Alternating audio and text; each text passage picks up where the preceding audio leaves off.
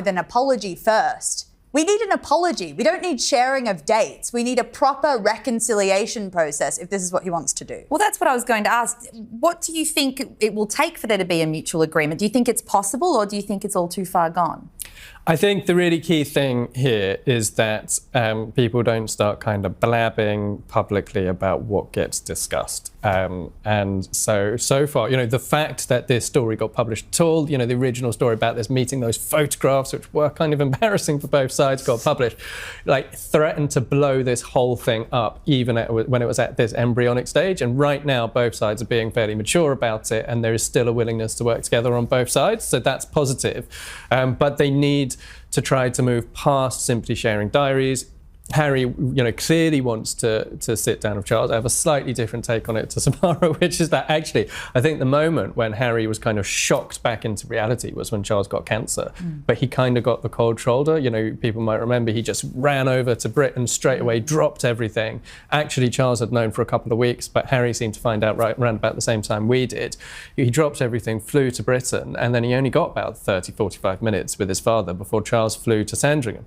He then came to Britain again in the May, that was the February. He came to Britain again in May, didn't see his father, but his spokesperson released a statement at the time saying he hoped to see him soon, and that still hasn't happened yet. So from Harry's point of view, I think that really is what shocked him back to reality, to realise that he did have to do more to help this relationship. And, I think Meghan, I'm not completely writing off Meghan's relationship with Netflix at this time. Clearly she is not going to become an interstellar TV producer, and nor is Harry. We've seen so much of the content that they produced. The recent stuff has been very bland and very vanilla, and it's, nothing really is going to suddenly change there. And they're not going to turn into the next Shonda Rhimes, or, it's not going to happen. But Netflix has an equity share, they have an equity stake in Meghan's company as ever, which actually does have the potential to earn them huge amounts of money. One key thing, though, Harry has very little going on at the moment.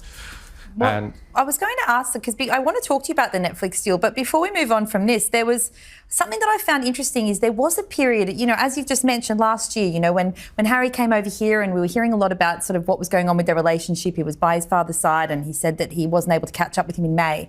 There's been, after the BBC interview, a period of relative quiet in terms of where their relationship was at.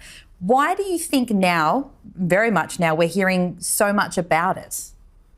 I think it's... Where's it coming from is, I guess, what I'm asking. So that BBC interview was a huge moment, and, Harry clearly experienced restraint collapse, basically. He'd clearly gone in